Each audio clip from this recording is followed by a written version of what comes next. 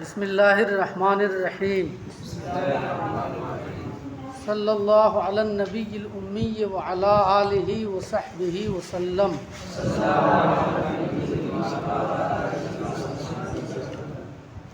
مہیا کنے روزی مار و مور، وگر چند بے دست و پا اند و زور۔ سانپ اور چیونٹی کو روزی مہیا کرنے والا،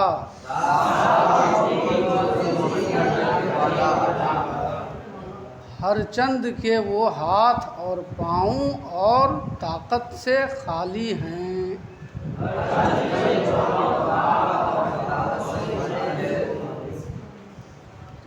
وگر چند بے دست و پا اند و زور۔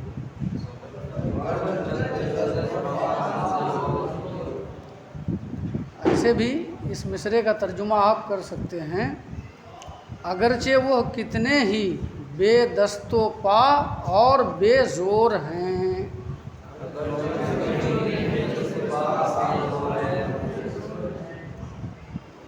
بے دست و پا کا معنی بے ہاتھ پاؤں، اور زور اسی پر معطوف ہے، تو زور کا مطلب بے زور ہے۔ تو سانپ جو ہے وہ ہاتھ اور پاؤں کے بغیر ہے، ہاتھ اور پاؤں سے خالی ہے۔ سانپ کا ہاتھ اور پاؤں نہیں ہوتا ہے۔ اور چیونٹی کیا ہے؟ بے زور جانور ہے، بے زور ہے نا، ایک بے زور جانور ہے، ایک بے زور حیوان ہے۔ تو اللہ تبارک و تعالی سانپ اور چیونٹی کو بھی روزی مہیا فرماتا ہے، جبکہ سانپ کے نہ ہاتھ پاؤں ہیں، اور اسی طریقے سے چیونٹی کے اندر زور اور طاقت جبکہ نہیں ہے، اس کے باوجود اللہ تبارک و تعالی انہیں بھی رزق مہیا فرماتا ہے۔ تو اس سے یہ معلوم ہوا اور اس سے یہ بتانا چاہ رہے ہیں کہ رزق ہر ایک کو پہنچانا یہ اللہ تبارک و تعالی نے اپنے ذمے میں لے لیا ہے۔ بندہ اللہ کی مدد کے بغیر اور اللہ کے چاہے بغیر محض اپنی محنت سے اور محض اپنے کسب سے رزق حاصل نہیں کر سکتا ہے۔ سمجھ میں آیا نا؟ چنانچہ تم دنیا میں دیکھتے ہو کہ لوگ طرح طرح کی مصیبتوں میں مبتلا ہو کر مر جاتے ہیں، لیکن ایسا کبھی سننے میں نہیں آتا کہ فلاں آدمی بھوک سے مر گیا، کھانے کا کچھ نہیں تھا اس لیے مر گیا۔ سمجھ میں آیا نا؟ حالانکہ دنیا میں بے شمار انسان وہ بے روزگار ہیں، ان کی روزی کا معاش کا کوئی ذریعہ نہیں ہے نا، کوئی ظاہری اسباب نہیں ہیں، مگر اس کے باوجود وہ 50 سال 60 سال 70 سال اور جب تک چاہتا ہے دنیا میں زندگی گزارتا ہے، مگر یہ سننے میں نہیں آتا کہ فلاں آدمی کے پاس کھانے کا سامان نہیں تھا تو وہ بھوک سے مر گیا۔ یہ تو تم سنو گے کہ فلاں کو سانپ نے ڈس لیا تو وہ مر گیا، فلاں کو بخار ہوا تو مر گیا، فلاں ایکسیڈنٹ کر گیا مر گیا، فلاں پر بجلی گر گئی مر گیا۔ کبھی یہ بھی سنا کہ فلاں کے گھر میں کھانے کا کچھ نہیں تھا اس لیے مر گیا؟ اللہ تبارک و تعالی نے قرآن کریم میں ارشاد فرمایا وَمَا مِن دَابَّةٍ فِي الْأَرْضِ إِلَّا عَلَى اللَّهِ رِزْقُهَا، کہ زمین میں جو بھی جانور ہے اس کا رزق اللہ نے اپنے ذمے میں لے لیا ہے۔ تو اللہ کے فضل سے اور اللہ کے رزق کو اپنے ذمے میں لے لینے سے ہر حیوان تک اس کا رزق پہنچتا ہے۔ بَأَمْرَش وجود از عدم نقش بست، کہ دانت جز او کردن از نیست ہست۔ اس کے حکم سے وجود نے عدم سے صورت اختیار کی۔ ایسے بھی کہہ سکتے ہو اس کے حکم سے وجود عدم سے ظہور میں آیا۔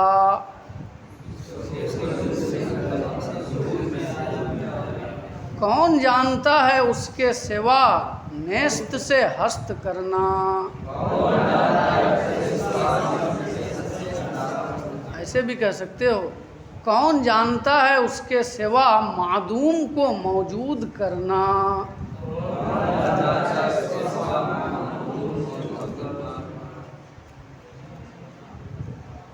اس کے سوا معدوم کو موجود کرنا کوئی نہیں جانتا. معدوم کو موجود کرنے میں وہ منفرد ہے. سمجھ میں آیا نا. اگر انسان کسی چیز کو بناتا بھی ہوتا ہے تو اس کو بنانے میں وہ مادے کا محتاج ہوتا ہے، مثال اور نمونے کا محتاج ہوتا ہے. بغیر نمونہ اور مثال دیکھے وہ کسی چیز کو تیار نہیں کر پاتا.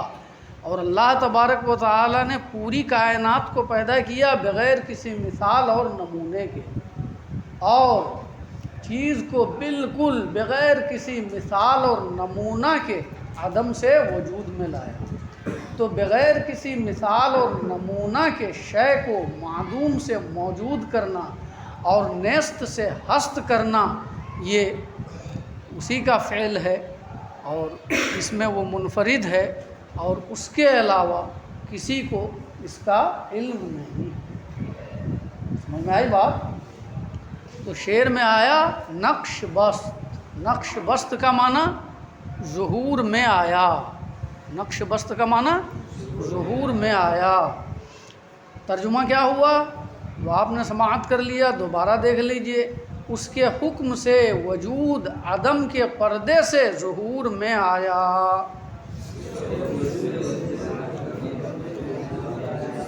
کون جانتا ہے اس کے سوا معدوم کو موجود کرنا.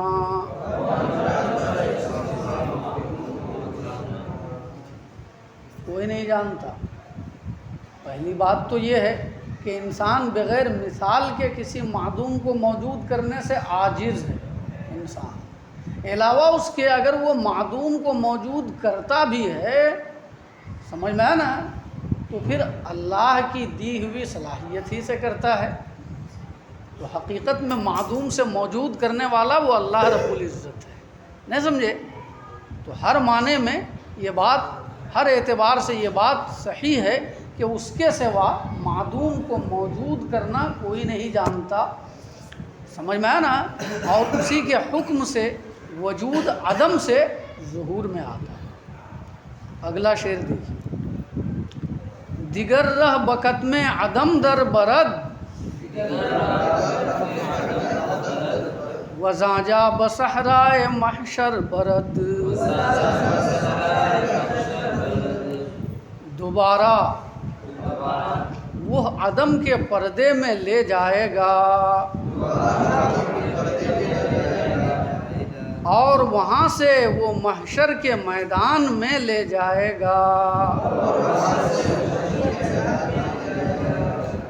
یعنی جس طریقے سے اللہ رب العزت نے شے کو معدوم سے موجود کیا، پھر دوبارہ وہ اس کو موجود سے معدوم کرے گا. موجود سے معدوم کرے گا. چنانچہ انسان، حیوان، ہر چیز کو وہ موت کے گھاٹ اتارے گا، فنا کرے گا، اور پھر قبر میں پہنچانے کے بعد پھر ایک دن وہاں سے سب کو محشر کے میدان میں جمع فرمائے گا، جہاں حساب اور کتاب ہونا ہے. اس کے بعد جنت اور جہنم کا فیصلہ ہونا ہے. تو اللہ رب العزت ہی وہ ذات ہے جو شے کو معدوم سے اولاً موجود کرتا ہے، پھر اس کے بعد موجود سے اس کو معدوم کرے گا اور کرتا ہے، اور پھر وہاں سے اس کو محشر کے میدان میں جمع فرمائے. تو شعر میں کیا آیا ہے؟ دیگر رہ. دیگر رہ، دیگر رہ کا معنی کیا ہے؟ دوبارہ. دیگر رہ کا معنی دوبارہ. قتم، قتم کا معنی کیا ہے؟ پردہ. بقت میں عدم، عدم کے پردے سے. باقی الفاظ واضح ہیں. اگلا شعر دیکھیے. جہاں متفق بر الہیتش فرو ماند در کن ہے ماہیتش، دنیا اس کے معبود ہونے پر متفق ہے، اس کی ماہیت کی اصلیت میں عاجز ہے۔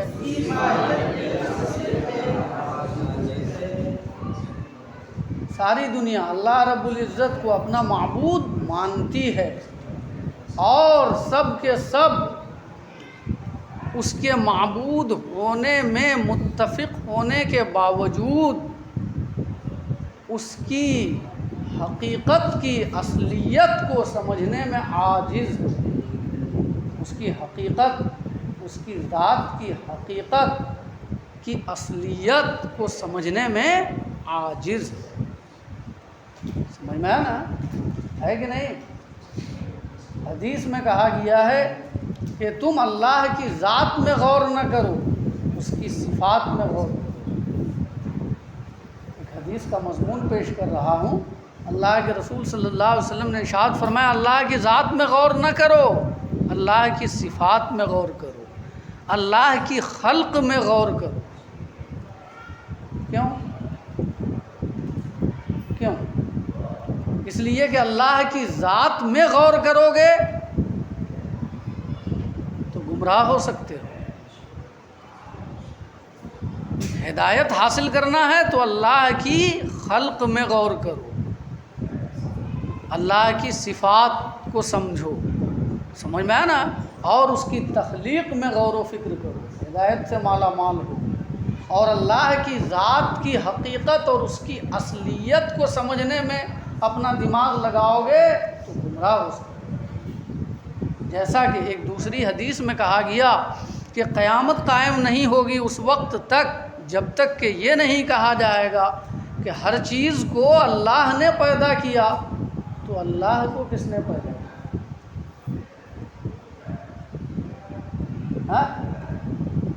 یعنی اس حدیث میں قیامت کی ایک نشانی بتائی گئی ہے کہ قیامت کی ایک نشانی یہ ہے کہ لوگ کہیں گے کہ اللہ کو کس نے پیدا کیا، یعنی لوگ اپنا دماغ لگائیں گے اللہ کی ذات میں، نہیں سمجھے؟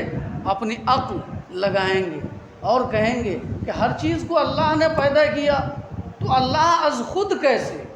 اللہ کو بھی کوئی پیدا کرنے والا ہوگا، از خود کوئی چیز ہو کیسے سکتی ہے؟ تو تم اللہ کی ذات کو سمجھنے میں اپنی عقل لگاؤ گے تو گمراہ ہو جاؤ گے، اس لیے کہ عقل تم کو اسی مقام تک پہنچائے گی لے جا کر کہ میاں ایسا کیسے ہو سکتا ہے، تمہاری عقل کہے گی ایسا کیسے ہو سکتا ہے کہ ہر چیز کا بنانے والا ایک خالق ہو اور وہ خالق از خود ہو، ہر چیز اپنی تخلیق میں غیر کا محتاج ہے، تو اللہ از خود کیسے؟ اس لیے کہا گیا کہ اللہ کی ذات میں غور نہ کرو، اللہ کی صفات کو سمجھو اور اللہ کی تخلیق میں غور کرو، ہدایت پا جاؤ۔ اللہ کی ذات میں اگر غور کرو گے تو کیا ہو جاؤ گے؟ گمراہ ہو جاؤ گے۔ یہی بات۔ تو اس شعر میں یہ کہا جا رہا، جہاں متفق بر الہیتش فرو ماند در کنہ ماہیتش، کہ دنیا اس کے معبود ہونے پر متفق ہے، اس کی ماہیت کی اصلیت کو سمجھنے میں عاجز ہے۔ یعنی ساری دنیا باوجود اس کے کہ اللہ کو معبود مانتی ہے، اللہ کی ذات کی حقیقت کو سمجھنے میں عاجز ہے۔ بشر ماں ورائے جلالش نیافت، بسر منتہائے جمالش نیافت۔ انسان، اچھا اس سے پہلے والا جو شعر ہے اس میں دو لفظ کو سمجھ لو لغوی لحاظ سے۔ الہیت، الہیت کا معنی کیا ہے؟ معبود ہونا۔ الہیت کا معنی معبود ہونا، اور شین اس میں ضمیر کی ہے نا؟ اور ایک لفظ آیا ہے دوسرے مصرے میں کن، اور ایک لفظ آیا ہے ماہیت، ہے نا؟ تو دونوں حقیقت کے معنی میں آتا ہے، سمجھ میں آیا نا؟ اب یہاں کن کی اضافت ماہیت کی جانب کی گئی ہے، تو ترجمہ ہم اس طریقے سے کریں گے، اس کی ماہیت کی حقیقت میں، یعنی اس کی ماہیت کی اصلیت میں دنیا کیا ہے؟ عاجز۔ کن اور ماہیت کا معنی شے کی حقیقت اور اصلیت ہوتا ہے۔ ہاں، اس شعر کا ترجمہ: بشر ماورائے جلالش نیافت، بسر منتہائے جمالش نیافت۔ انسان نے اس کے جلال کے پرے کچھ نہیں پایا۔